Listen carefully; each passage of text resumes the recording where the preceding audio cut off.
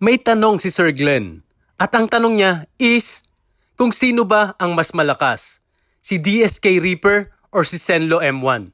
Kaya ito, gagawan natin ng comparison yung dalawang ito. Kung kaya bang tapatan ng M1 ang DSK Reaper. DSK 50 watts or M1 na 30 watts. Sino ang mas pipiliin nyo? Ito yung white light ng DSK Reaper. At ang lumalabas dito sa ating power supply, ito ay may wattage na 21 watts. Almost 22. At ito naman pag pinagsabay, ang white light ng Reaper at ng Zenlo. Kung makikita nyo, habang lumalapad or lumalaki yung ilaw is nawawalan ito ng lakas o ng liwanag. Ito naman yung yellow light ng DSK. Kung mapapansin ninyo, mas payat ito compared dun sa white light nito. At ito ay may wattage na 22 watts. At ito siya kapag katabi niya ang Zenlo M1. Mas malapad ang ilaw na binubuga ng M1 compared kay DSK. Pero kung titignan ninyo, mukhang mas malakas yung yellow light ng DSK compared kay M1. Pero mas payat ito. Ito naman yung mixed light or combo light ng DSK 50 watts. Single bulb lang po ang pinapagana natin dito sa buong testing. At ito ay may wattage na 33 watts.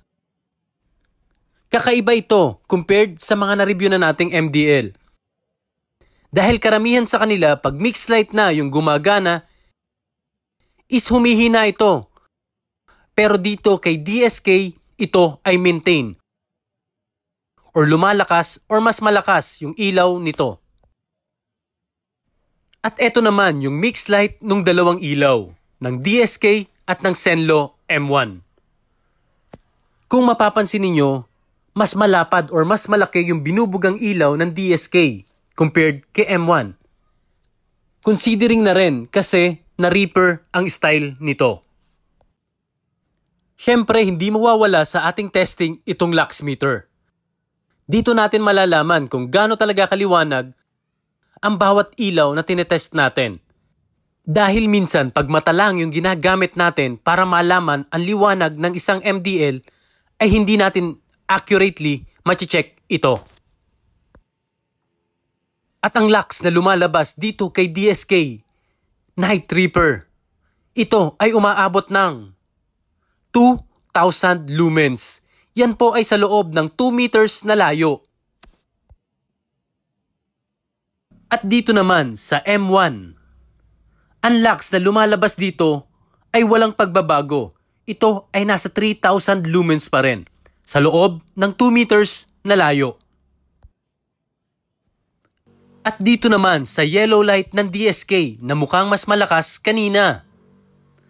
Ang lux reading ng DSK yellow light, ito ay umaabot lang ng 2,800 lux or lumens. Kitang-kita na talagang mas malakas yung yellow light compared sa white light ng DSK. At pagdating naman dito sa yellow light ng Zenlo M1, ito ay umaabot lang ng 2,800 lux or lumens. Same sila ng DSK. Halos hindi ko nga napansin. Dito ko na lang ito napansin habang ine-edit yung video na magkasing lakas pala ang yellow light ng DSK at ng M1. Ang kaibahan na lang, mas maliit yung ilaw na binubuga ng DSK compared kay Zenlo M1. Sana nasagot ko, Sir Glenn, yung tanong mo. Magpapasalamat lang ako dito kay Sir Rain. Online shop na available sa Shopee para sa pagpo-provide sa atin ng Zenlo products. Napaka-trusted seller po niyan. Pwede niyong bilhin sa akin na mas mura or may discount yung mga MDL na niro-road test ko. Nagamit ko lang naman yung mga yan for testing.